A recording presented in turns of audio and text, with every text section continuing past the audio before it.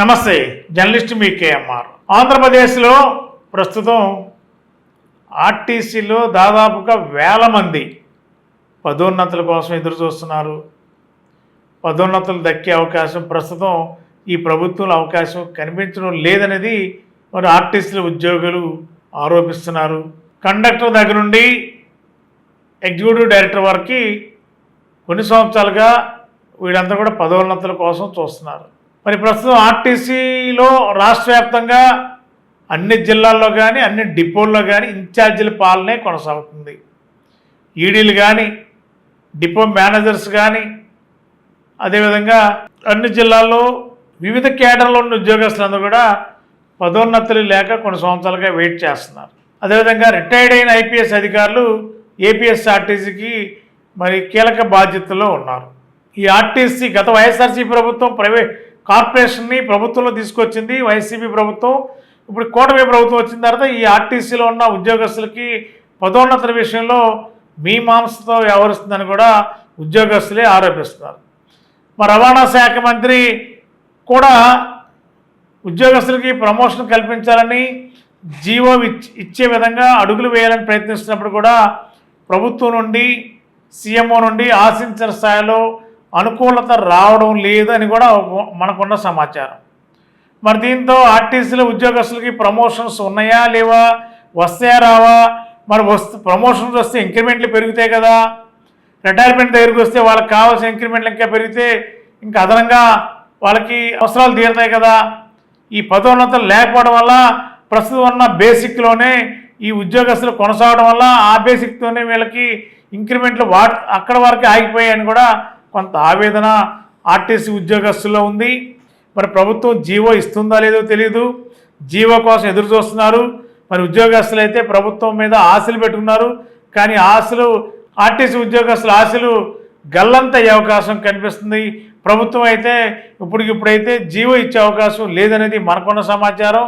ఈ విధంగా పదోన్నతులు లేకపోతే ఉద్యోగస్తులు పాత స్కేల్ మీదే పాత బేసిక్ జీతాల మీదే పనిచేయడం వల్ల కూడా కొంత ఇబ్బందులు ఉంటాయి. సీనియర్ అయినప్పుడు కూడా జూనియర్ బేసిక్ ఏది ఉందో అదే బేసిక్ని వీళ్ళు తీసుకోవాల్సిన అవసరం ఉంది. కాబట్టి మరి వెంటనే ఆర్టీసీలో ఉద్యోగస్తులందరికీ ఎవరైతే వేల మంది ప్రమోషన్ కోసం ఎదురు చూస్తున్నారో ముఖ్యమంత్రి గారు వెంటనే స్పందించి వీళ్ళందరికీ జీవో ఇచ్చి పదోన్నతులు కల్పిస్తే ఉద్యోగస్తుల్లో ఇంకా హ్యాపీగా ఆర్టీసీని మరింత ఉత్సాహభరితంగా నడిపించడానికి అవకాశం ఉందనేది మరి ఉద్యోగస్తులు భావిస్తున్నారు. ఓవరాల్గా దాదాపుగా ఆంధ్రప్రదేశ్ అంతా కూడా 50 లక్షల పైబడి ప్రయాణికుల్ని దాదాపుగా 12,000కు పైబడి ఆర్టీసీ బస్సుల్లో వీళ్ళందరినీ సర్వీస్ చేస్తున్నారు. మరి ఇన్ని లక్షల మందిని రోజువారీగా మరి ప్రయాణిస్తున్నారంటే ఆర్టీసీలు అన్ని విభాగాల్లో ఉద్యోగస్తులు బాధ్యతలుగా పనిచేసేది తప్ప లేకపోతే సాధ్యపడదు. కాబట్టి మరి వీళ్ళందరూ కూడా ఖచ్చితంగా పదోన్నతులు కల్పించాలన్నది ప్రధాన డిమాండ్గా ఉంది. ప్రభుత్వం స్పందిస్తుందా లేదా, స్పందించకపోతే ఆందోళన బాటకి ఆర్టీసీ ఉద్యోగులు కూడా సిద్ధం అంటున్నారు. ఈ దశలో ప్రభుత్వం ఏ నిర్ణయం తీసుకుంటుందో చూడాలి. ఒకవేళ ప్రభుత్వ నిర్ణయం సరైన సమయంలో తీసుకోకపోతే ఆర్టీసీ ఉద్యోగస్తులు కూడా పదోన్నతుల కోసం రోడ్లు ఎక్కే అవకాశం ఉందనేది ఆర్టీసీ వర్గాల్లో కొంతమంది కీలక వ్యక్తులు ఎంటీవీతో తమ అభిప్రాయాలు చెప్పారు.